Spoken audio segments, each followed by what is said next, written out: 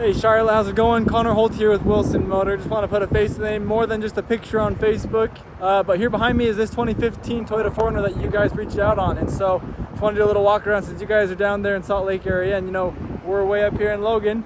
Just kidding, it's not really that far. Anyways, we'll just kind of start. I'll flip it around here and we'll kind of just go and I'll show you everything outside and inside the vehicle. We'll go from there. So, I don't know if you've ever driven the 4Runner before, but they are honestly pretty cool vehicles. Very similar to what the Tacoma is like, but I like the 4Runners a little better than I do the Tacomas.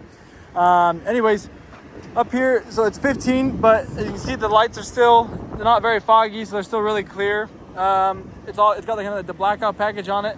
The previous owner is a big fan of the blacked out stuff, so they blacked out everything they could. You're gonna have sensors up here in the front to help you with parking, so you don't get hit anything up here, or if you happen to decide to go off-roading a little bit, that way you don't hit any rocks or anything like that. The tires they have on these is you got the all-terrain BF Goodrich, the KO2s, and these are really cool. They're a kind of an aggressive off-roading tire for an all-terrain tire there. So you got a lot of tread on these, and you're not gonna have to worry about getting those changed out probably for a good 30 to 40,000 miles, if not more. So being a 2015, you know, it is about 8 years old. And there are a few little scratches in there here and there, but they're just really small, minor things that probably could just be buffed out. There's nothing that's like no big major dings or dents or things like that from when I walked around. There's ways that you can lock and unlock the door if you have any back here and it's locked. This is kind of an interesting 4Runner here because it does have the third row. These are a little more rare. Normally the third row is all just a storage area. It's super easy to pull this down. All you gotta do is drop the headrest like that. And I would say throw it down, but the seat's gotta go down too. And the seat in front hasn't gone down, so it's still up there.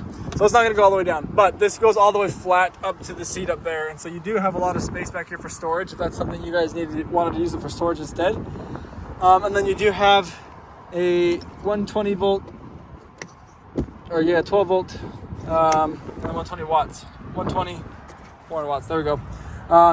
Charges right on that side. It does come with the JBL speaker system, so you can have really good speakers in here. So for a great sound system. This is where your gas is gonna be over here on this side. It's got a cap right there. And this is what back seats are gonna look like. So we do have the bench seat here in the middle side. I actually don't think they do captain chairs in the 4Runner as far as I know. In the back, they're going to have two options for charging. At two 12-volt chargers there for them. They have to plug in the smoking charger options. You're going to have these little net things for the seat pockets here. Cup holders are going to be in here, just like that. And then you pull this guy down to get into the back seat. And so you have two seats in the back, where, like I said, you can put those down. You just got to pull these up and hide the seat back there. I just don't remember how to do that at the moment. By that. Oh, there you go. This cool little thing right here. That throws it down, and then the seat disappears. This comes all the way down up here, and it makes it flat, just like this. So, keep that out there for right now. They also have cup holders here on the side doors right there, so you're aware of that too. And then up here in the front, we'll kind of go over the different options up here. So, starting from just kind of left or right, you're going to have your locking controls for your windows and your doors right here. All the 4 window controls as well. You're going to have places where you can save your seats right here. You can save 2 driver's spots. And then your controls for the seat are all right here. This button right here is actually going to turn on the heated wiper blades to help defrost the windshield. And this will turn on those chargers there in the back for you. Here's how you're going to control your mirrors. This is the brightness of your cluster. And this will turn on and off your beeping system with the sensors there in the back and front. Because there are sensors on the back I forgot to show you. You do have a backup camera as well, and I'll show you that when I put it in reverse here in a little bit. On the left side, you're going to have your headlights and your blinkers. Over here is going to be your wipers. This is going to be your cruise control right here. And then this will be phone controls. You have displays, you can change different options up there. And then you have your media controls on this side and your volume. And then you also can change like your miles if you want to see the different trips right here with this little guy right here. Then you have RPMs on the left, speed on the right, fuel level, what gear you're in, and then the engine temperature there as well. Miles wise, we're looking at 142,172 on a Toyota. That's barely just broken in. But Toyotas easily run 300,000 plus miles. They're really great. They're known for that. You can get I sold a Tacoma here back in November that had, I think it was like 130,000 miles on it, and they were able to purchase an extended warranty that went for 7 years or unlimited miles. So obviously the warranty companies know that Toyotas last forever, and so that's why they hold their value for a long time as well. Looking down here, this is how you're going to shift into gear, right? So you can throw it down here into drive, or go onto the left side into like a sport mode where you can be more manually choosing your gears. And just go down and up just to change like that. If we go into reverse, this is going to turn into your backup camera here. And it is not predictive lighting, so as you turn it, it will still just stay blue. It's not going to change with you. And then this is going to be how you go into 4-wheel drive. So you can swap into 4 high and 4 low, or you can just be on the automatic there.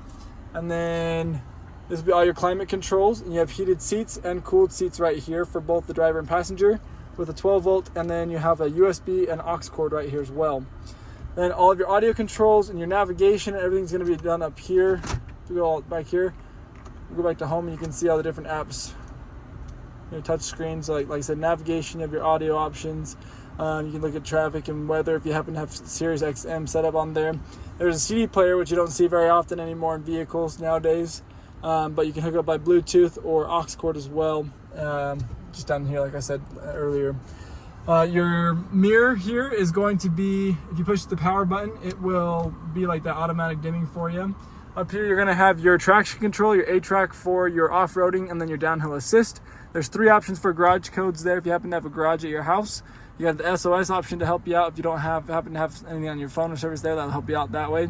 And then you have the controls here for your sunroof. So that will open all the way up.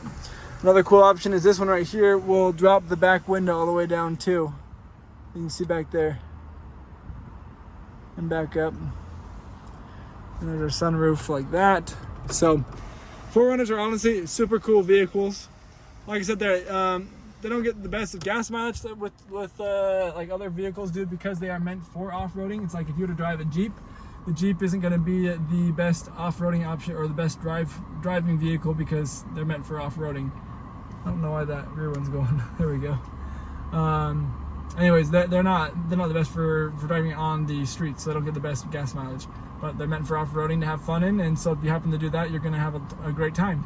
But let me know what your thoughts are on this vehicle. It's really cool. It's a lot of fun to drive. Let me know if you guys want to come up here and see it over the weekend or something like that. I'd love to help you out any way that I can. And if you have any additional questions, please let me know what I can do to help you out. Thanks, and hopefully we'll hear from you soon.